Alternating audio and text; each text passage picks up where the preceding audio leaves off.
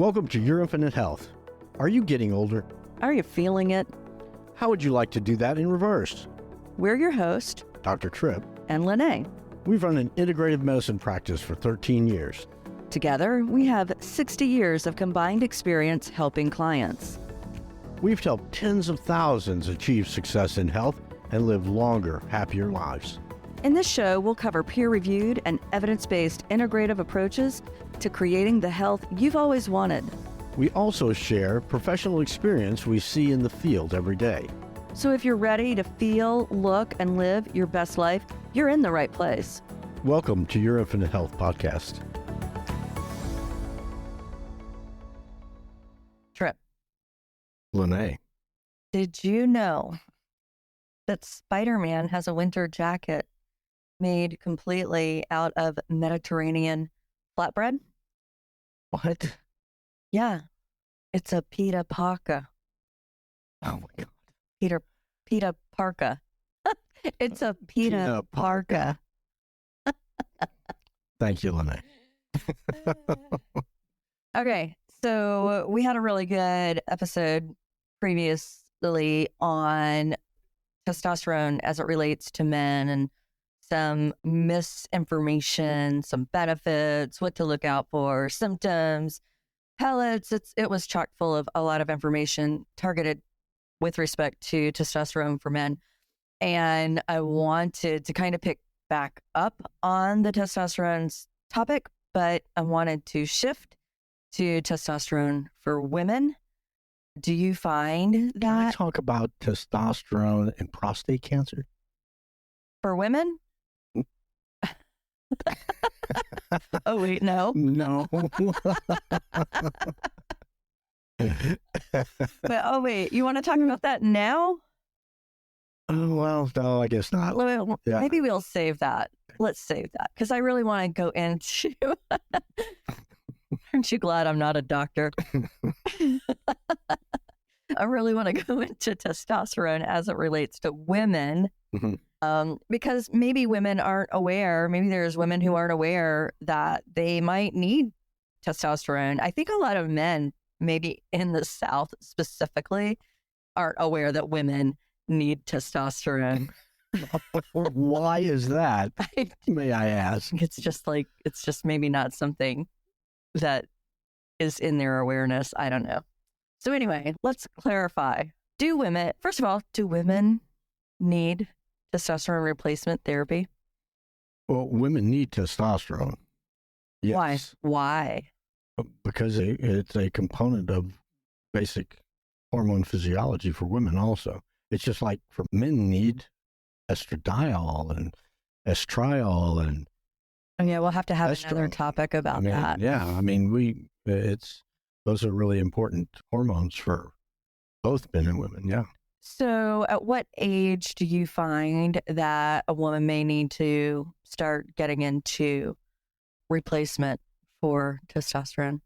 Okay, so normal optimum levels of hormones and optimum health really are probably related to, in an age range, are related to between the ages of 18 and 25.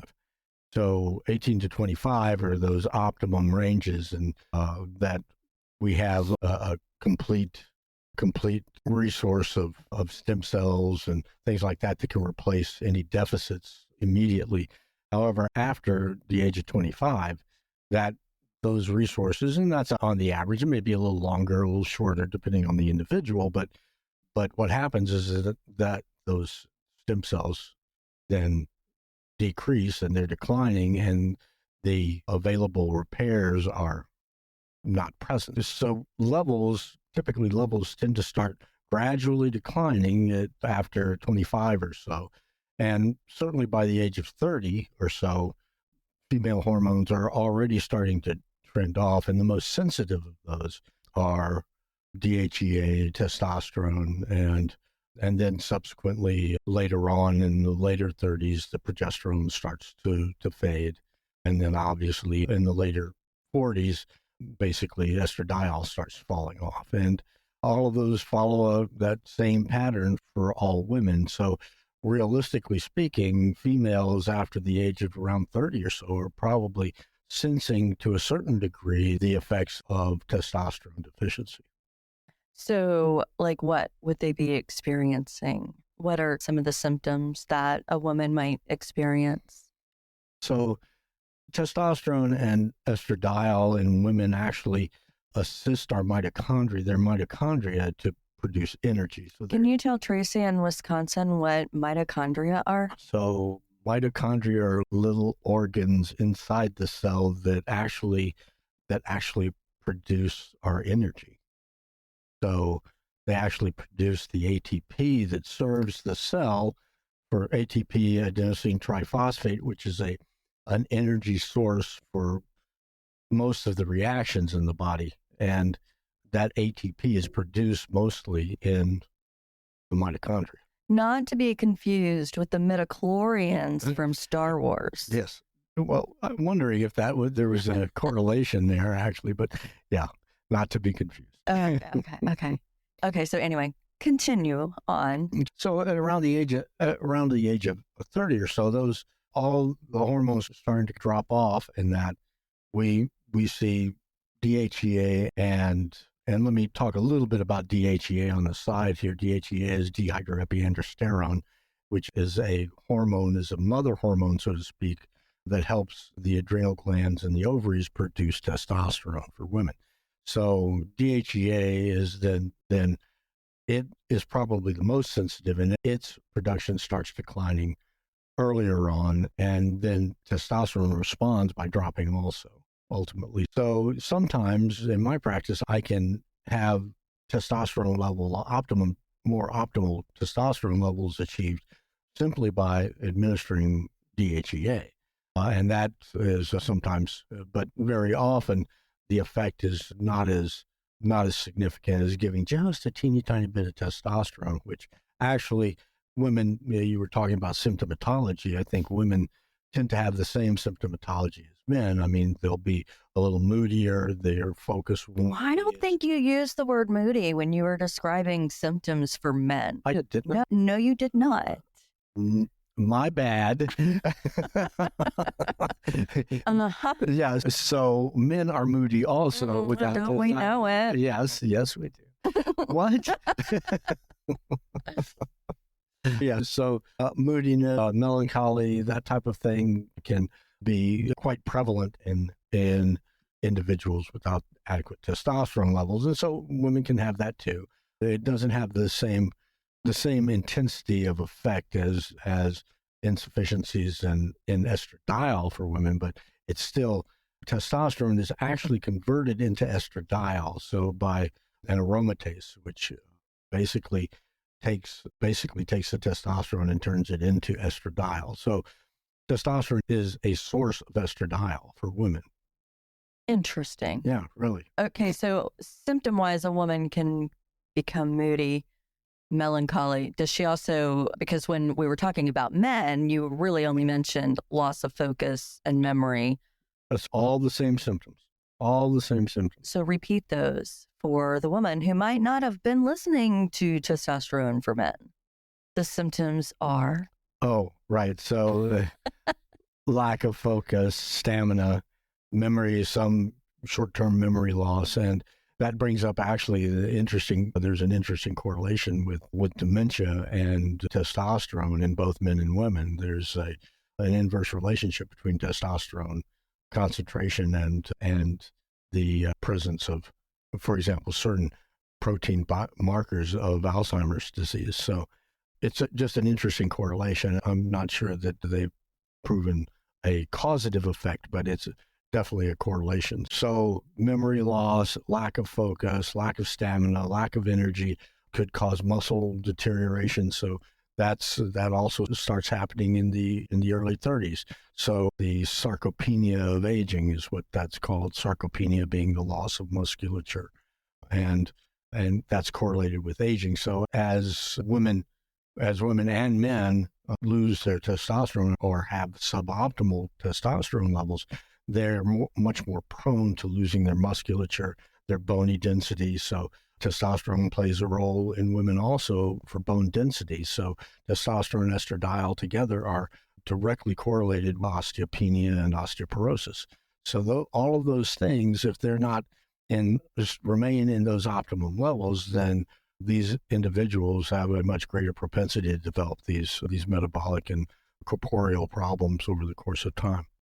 So women seem to, unlike men, go through various premenopausal, menopausal, perimenopausal, postmenopausal stages. Does their testosterone levels and supplementation, the need would vary depending on where they are in that life cycle? Well, certainly. So you would treat a woman who's postmenopausal differently than a woman who is? Usually the need is going to be higher. In a postmenopausal woman, the need is higher. Correct. So, but then again, the caveat there also is activity. So if you've got a postmenopausal woman who's very active, playing tennis, doing all sorts of great things, very active physically, she's going to need even more testosterone than the woman who's a sedentary postmenopausal woman, not doing much. You kind of glossed over the role testosterone plays in the libido with respect to men. Is that different for women? No, it's virtually the same. I think libido in women is typically related more to estradiol. I was going to say it was typically related more to her reaction to the dude in her life. Okay. But my bad. Go ahead. It's hard to want to when you're with a jerk. Yes, ma'am. Okay, but let's get back to the science. So yeah, estradiol and testosterone both play a significant role. And clinically, what I see is, let's talk a little bit about the levels too. Those levels, optimum levels for women. Yeah. The normal levels that you see on the laboratories are nowhere near the levels where I see women on testosterone and estradiol replacement therapy thrive. So the cycling of estradiol is its own entity, but the levels, typical normal levels that we see in women on a laboratory, we really don't know where those figures come from. They pick a population of women, they draw testosterone levels in that, and then they put a bell curve, and statistically they say the two standard deviations from mean, from the highest levels here, mean highest levels, are the normal levels for women. And that typically runs anywhere from, I think it's 15 nanogram per milliliter to 45. And so, and again, we don't know who those women are or what kind of, or if they have symptoms or not. And basically it's a population of women that's taken randomly, and then boom, you get a normal. So normal is not optimal. And that's something that I really want to stress to everybody, that normal is not optimal, and it should not be considered optimal because it depends on age and individual lifestyles and individual life occurrences and exposures that define where an individual is in their life with relation to these optimums. So, I mean, you could have somebody that's young and exposed to all sorts of toxins and things like that very early on, could have like that the 28-year-old or 26-year-old I had with absolutely low testosterone levels. I mean, is androgen exposure because he's a weightlifter causing it, or is it that he works in a toxic chemical environment that has compromised his testicular or ovarian? Let me go back to women. Yes, please. Ovarian, like having a panic attack over here because you veered off. Yeah, ovarian production of testosterone and adrenal production of testosterone. So it's really very dependent, highly dependent upon lifestyle and lifetime exposures to many things that determines the levels at which an individual finds themselves. So, well, one other thing that I know that we've run into is, and I don't know if it's testosterone or if it's the estradiol or progesterone or what, but we've run into women of a certain age that are menopausal or postmenopausal who have come back saying that their OB-GYN told them that they should not be on hormone replacement therapy. What are your thoughts on that? And tell Tracy in Wisconsin what that means. An absence of knowledge. An absence of knowledge. But it creates confusion and compromises confidence in the patient when you've got an OB-GYN who is ignorant. I'm so glad you said that. Well, I think I can get away with using that word better than you can. I think people take it harder when you and come back and now they've got two different doctors saying two different things. And so it compromises confidence and care both ways. I mean, how do you address that? Well, I address that with the anecdote of how I've seen things evolve over the course of the time that I've been optimizing people. I think there are more gynecologists, obstetrician gynecologists that are aware of the benefits of hormones at this point in time than there were a decade ago, or even before that, 15 years ago when I actually started doing hormone replacement therapy. So I think realistically, things are evolving and there is a knowledge base getting out there. But again, 17 years is the average, not the norm. So 17 years being how long it takes for physicians to adopt a change in treatment based on what their knowledge base is. That's crazy. I mean, that's a lot. There's a lot of people who would fall in the gap or miss opportunities for modalities because. Well, you think about the damage. There was a study done on the damage, how many women were harmed by the Women's Health Initiative study that came out in the early 2000s that said that no woman should ever have hormone replacement therapy because it caused heart attacks and strokes and cancer and this and that and the other. And that was based on the use of synthetic hormones at the time. And there were a lot of complications and not bioidentical hormones, which there's never been any proof that. And in fact, the contrary, it decreases the risk of cancer, decreases breast cancer and other solid tumors. It decreases the risk of cardiovascular disease, et cetera, et cetera. That's for the bioidenticals, but the synthetics are just fraught with blood clotting events and cancer and all of these other things because the stimulation of the receptors is so much stronger and so much more present that the science of those things will ultimately bear out that they probably shouldn't be used at all.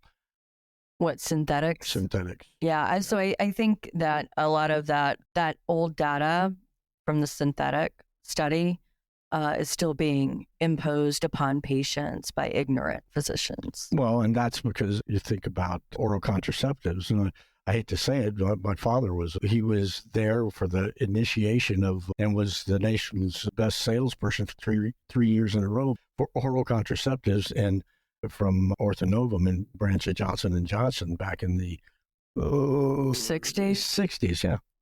So those are things that and now they're even stronger versions of those oral contraceptives. But again, I encourage my patients as soon as I see them, if they're on oral contraceptives, let's get off this and to try an alternative method of contraception. I generally recommend, if it's tolerable, a non-hormone eluting IUD. Okay, going off topic, but yeah, I had another question. Maybe you need a little testosterone. If anybody wants to know, I am on bioidentical hormone replacement therapy. Although I have to say that I am not really sensitive to my own levels, but people around me seem to be very sensitive to my failure to comply with my BHRT. So I rely on... It's not funny. rely on outside assessment. Damn it, I can't remember that other question. I don't know. I guess I'll have to save it for next time. But real quick, we touched on pellets when we were talking about testosterone for men. Can you go back over that for women? Because I think a lot of women like the idea of the pellet instead of injections, probably like you said, for the convenience and whatnot. But there are pros and cons to that. Can you touch on that again? Well, I go back to the super physiologic levels that, particularly for testosterone, and maybe for, I don't know the levels that are routinely attained by the estrogens and progesterone, but they're all bioidentical. I think and there's never been any real contrary information come out about the pellets long-term use, but I think the reservations I have are more related to the superphysiologic levels, the lack of flexibility if there's a side effect or anything. And in my hands, there is a tendency, particularly of the testosterone pellets, to back out of the implantation sites. So those are all some reservations and some effects that I've seen over the course of the years. But again, I think I'm open with my patients to using either. However, I do tend to get a biological need assessment by using injections first, and making the assessment for the pellets based on the consumption. Again, pellets are not flexible for significant modifications of lifestyle. For example, if someone were to become much more active in that, the dosing levels would have to be adjusted at a 3-month interval or 4-month interval, as opposed to changing it within a week or two. So I think the science out there is pretty much complementary for both, but I know that I have attempted over the years to use the transdermal formats. Transdermal formats are almost uniformly inadequate to obtain. Is it like a patch? A patch. The patches I would routinely, to get good levels and good optimum levels. You would not get good levels. I would not get good levels. So you think it's a waste of money? Waste of money, and yeah. And also it's the transdermal forms, even though they're not complicated with increased risk of thromboembolic disease, and that they do potentially expose outside individuals to the hormones, and that can be sometimes problematic also. Cool. And the creams, for sure. I mean, waste of money. Creams are the same thing. I mean, it's a transdermal format that exposes many more people to the hormone, actually, children and whatever. I mean, if you're using a transdermal format, you're spreading the cream on you, and then whatever is residual didn't come off your hands when you wash your hands. You're shaking hands with people, you're holding babies. Well, for the love of God, I hope they're washing their hands. Right. Okay. Awesome. It was chock full of information. I hope y'all found it valuable. Listeners, if you have any questions or anything, feel free to reach out to us on our website at yourinfinitehealth.com. And until next time, stay healthy. Thanks for subscribing to Your Infinite Health. I'm Dr. Tripp. And I'm LeNae. Until next time, feel it, look it, and live it.